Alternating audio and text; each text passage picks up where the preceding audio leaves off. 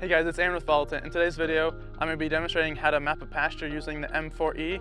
Where you'd use this is if you have a bigger field where you can't upload it directly to Smartfarm Web from the controller, you have multiple fields you're wanting to map, you may not have good connection to cell tower or Wi-Fi, and uploading just isn't feasible. This is a way you can upload the imagery later using your computer that can be uploaded overnight or when you get back to a place where you have better connection. Let's get started. Okay, now that we've got the controller turned on, I'm gonna start making my field to fly. So, since I'm not at the office and don't have any internet connection, I've already connected the controller to my phone's hotspot so I can load the satellite map, so I can see the field I'm trying to map. From there, I'm gonna open up my flight route. I'm gonna create a new flight route. I'm gonna do an area route, and then it's populated where I'm at. I'm going to zoom in and I'm going to mark all the corners and the areas that I want to have mapped.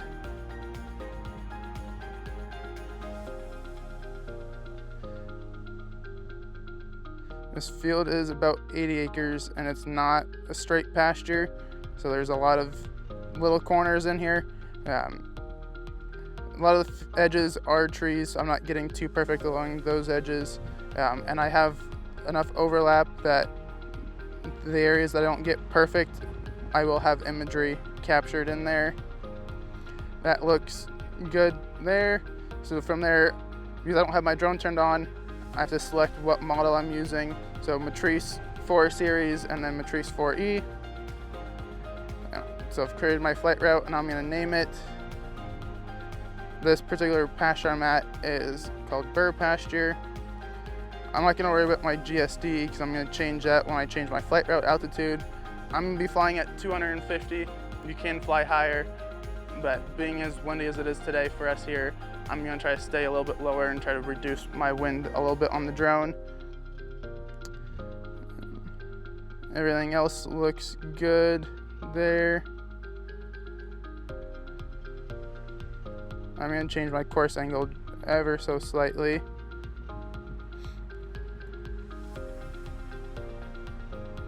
And then my overlap settings look right.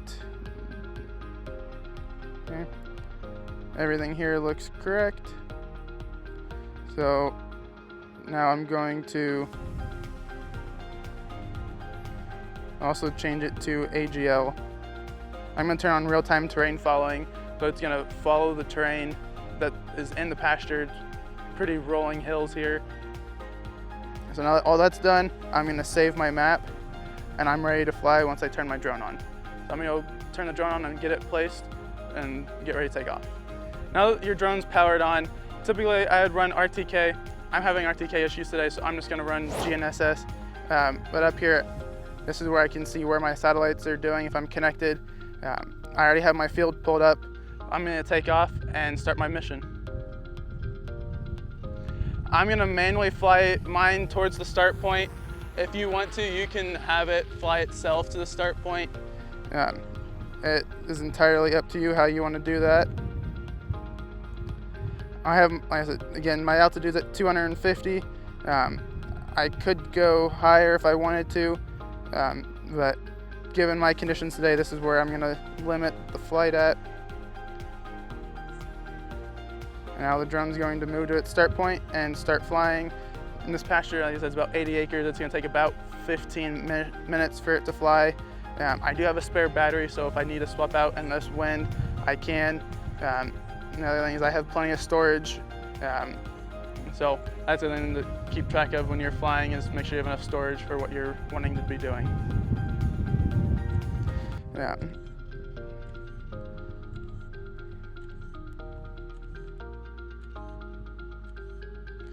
So that's what it's going to be flying there, what I have, that flight route there. I can kind of see the aircraft is wanting to drift off the line, but it's it compensating for the wind.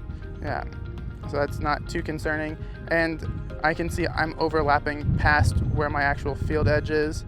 So I have plenty of buffer there. When I go to make my map later on the computer, I can see where my field edge is actually at. Like I said, it's pretty windy. At 250 feet, it's showing 20-mile-an-hour winds. Gusts are definitely higher than that today, so it's not all that perfect of conditions to be mapping, but it works.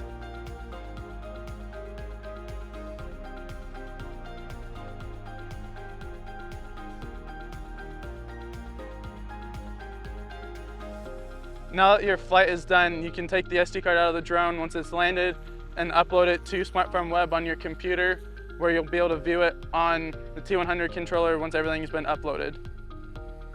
Now that I've made it back to the office, I'm going to take the SD card out of the drone and put it into my computer so I can pull the imagery off and upload it to SmartFarm Web.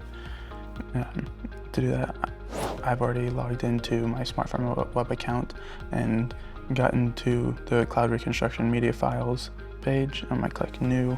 I'm going to name it the field that I want. And the type for me is going to be farmland.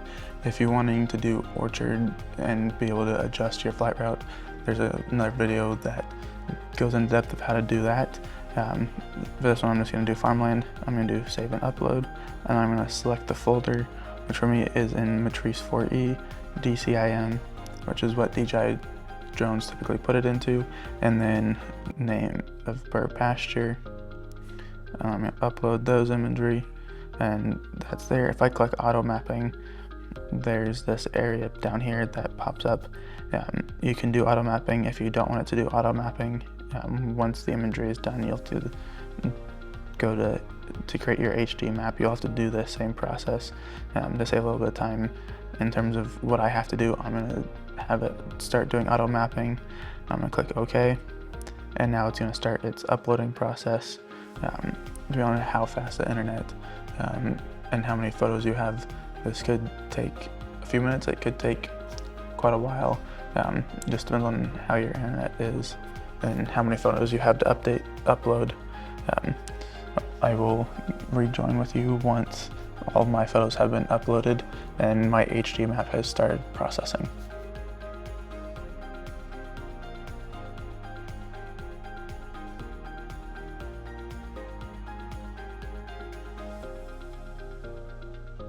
Now that my imagery has been finished uploading, you can see here it's syncing fully to the cloud. Once that's complete, I can view the map and it should start its HD map process. I'm going to view this, and it brings me over here to the HD map side. I can see here, this is the pasture I started, and I can see the status of it. It is currently 1% of the way done of making the HD map. I will get back to you when my HD map is completed.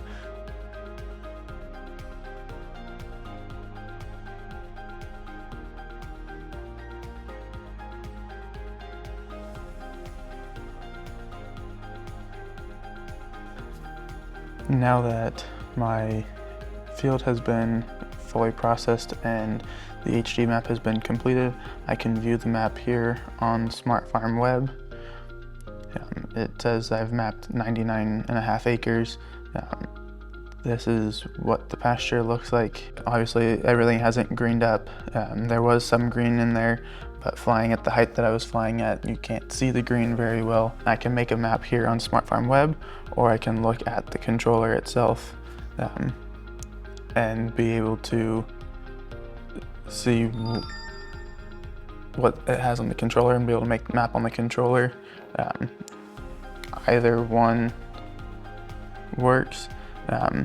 So on the controller I've clicked begin, and then I have, because I'm not next to the field that I created, I have to zoom out and then relocate the field that we mapped earlier.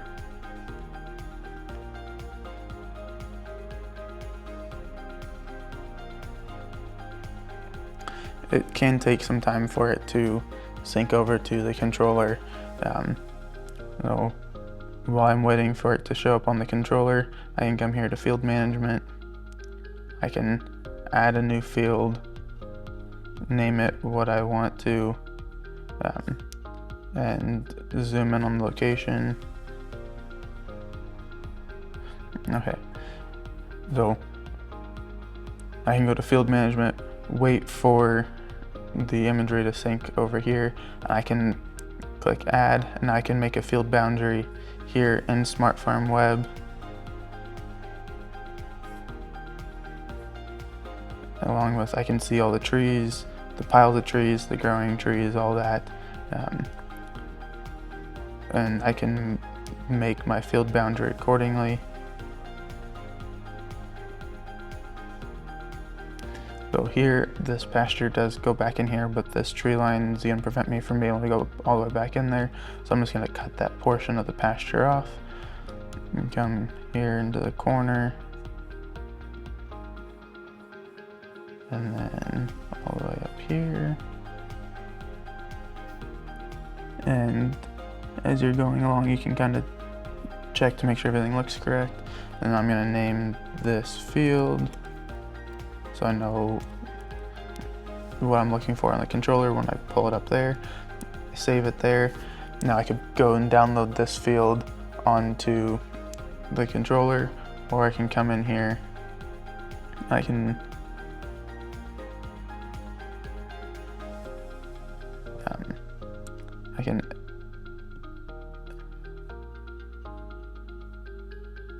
pull up that field on the controller. So on the controller, I can come into cloud. I can see the field that I created on the controller, which is showing up there as Burr Pasture, or I can come in here when I click begin. I can scroll over to where that field is located at, and I should be able to see the drone imagery that was created.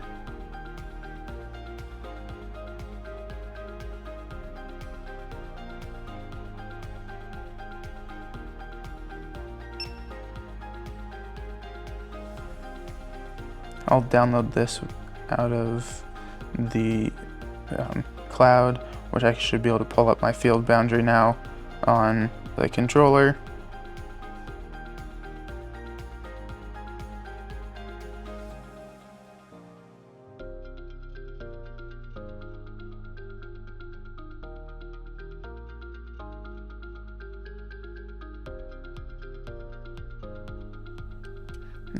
So I can edit my field boundary,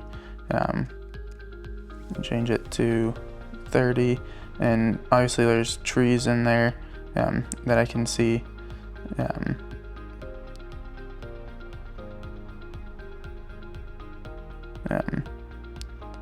So I can see all those different tree piles. I can go in and edit there, or on Smart Farm Web, I should be able to also edit and be able to map around those tree piles as well. Two different ways of viewing the same pasture once it's uploaded to Smart Farm Web. So I can view the fields here in Fields Management. If I wanted to go make any edits to the field boundary, I can go to Cloud Reconstruction and then Farmland. I can come here to Plan Field. So I can make a new field boundary. I'm going to name this another name so I know the difference between the two. And then I'm going to draw my boundary again. And in here, I can go through and I can edit and be able to map out any of the trees I don't want to fly through, and I can go around them. It should also detect some of the trees as obstacles and not make a flight route through there.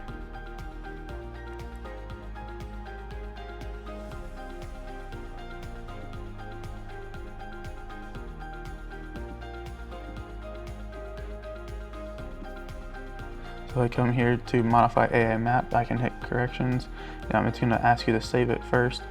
You can do that, and then it's going to load this. And then some of the things it'll automatically populate, such as ponds and some of the other obstacles that it sees out there. So any of these red obstacles are things it's going to try to avoid because it thinks it's a pole.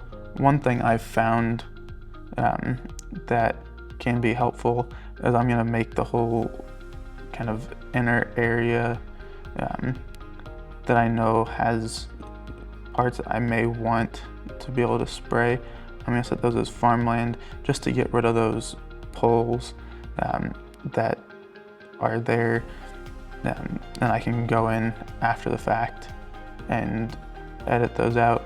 So this here, if I wanted to, I know I'm not gonna get super close to this pond. So I can go and I can kind of box out the pond in the areas I know I don't want to spray, and kind of leave those there. Or I can come back in after the fact and do that again. That's one way. Or if there's poles that you know in areas, or what it thinks is poles in areas that you don't want to spray, you can leave them. It's going to make a map around it. Otherwise, what I can do is I'm going to come in, I'm going to make it as a pole. And I know back in here, there's a bunch of trees I can't fly in because of density and height. So I'm going to make a area here where I'm not going to allow the drone to go flying into, and it will automatically change my flight route to avoid this area of the pasture. I'm going to do that. I'm going to click save, and it'll automatically generate my flight route.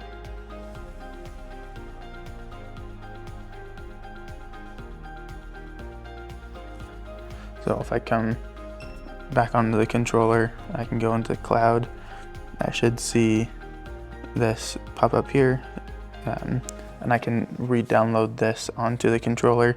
It's going to show up in the same area. The field boundary is going to be pretty close, but you'll see an area of the pasture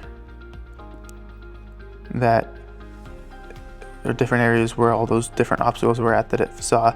It's not going to make a flight route in those areas, and it's going to avoid spraying in those areas. Once you've gone through and mapped out all the obstacles that you have in your field or pasture, obviously there's more in here that I need to map out. But once that's done, I have it on the controller, I'm ready to go spray, and I can have everything done ahead of time prior to getting to the field. Now that you've learned how to map a pasture using the M4E, you're ready to start your mission. Thanks for joining us today. It's Aaron with Volatant.